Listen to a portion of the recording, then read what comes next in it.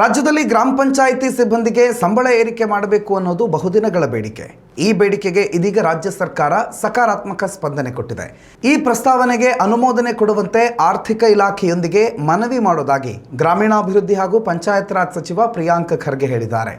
ವಿಧಾನಸಭೆಯ ಪ್ರಶ್ನೋತ್ತರ ಅವಧಿಯಲ್ಲಿ ಕಾಂಗ್ರೆಸ್ ಸದಸ್ಯ ಟಿ.ಡಿ. ರಾಜೇಗೌಡ ಅವರ ಪ್ರಶ್ನೆಗೆ ಉತ್ತರಿಸಿದ ಸಚಿವ ಪ್ರಿಯಾಂಕ್ ಖರ್ಗೆ, ಜ್ಯೇಷ್ಠತೆಯ ಆಧಾರದ ಮೇಲೆ ಗ್ರಾಮ ಪಂಚಾಯಿತಿ ನೌಕರರ ವೇತನ ಹೆಚ್ಚಳ ಪ್ರಸ್ತಾವನೆ ಅಂಗೀಕರಿಸೋದಕ್ಕೆ ಆರ್ಥಿಕ ಇಲಾಖೆಯ ಮೇಲೆ ಒತ್ತಡ ಹೇರಲಾಗುತ್ತೆ ಅಂತ ಹೇಳಿದರು. ಅಲ್ಲದೆ ಗ್ರಾಮ ಪಂಚಾಯಿತಿ ನೌಕರರ ಕನಿಷ್ಠ ವೇತನ ಹೆಚ್ಚಿಸುವ ಪ್ರಸ್ತಾವನೆ ಕೂಡ ಸದ್ಯ ಕಾರ್ಮಿಕ ಇಲಾಖೆಯ ಪರಿಶೀಲನಾ ಹಂತದಲ್ಲಿದೆ.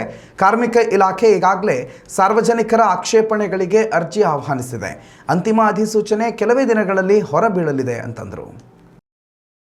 ಉತ್ತಮ ಸಂಸ್ಕಾರಯುತ ಶಿಕ್ಷಣದೊಂದಿಗೆ VSS English medium CBSE school Udupi Muddur. ನರ್ಸರಿಯಿಂದ 10ನೇ ತರಗತಿವರೆಗೆ ಶಿಕ್ಷಣದ ಜೊತೆಗೆ 5ರಿಂದ 10ನೇ ತರಗತಿವರೆಗಿನ ವಿದ್ಯಾರ್ಥಿನಿಯರಿಗೆ ಉತ್ತಮ ಹಾಸ್ಟೆಲ್ ಸೌಲಭ್ಯವೂ ಇದೆ. ನಿಮ್ಮ ಮಕ್ಕಳ ಪ್ರವೇಶಾತಿಗಾಗಿ ಈ ಸಂಖ್ಯೆಗೆ ಕರೆ ಮಾಡಿ.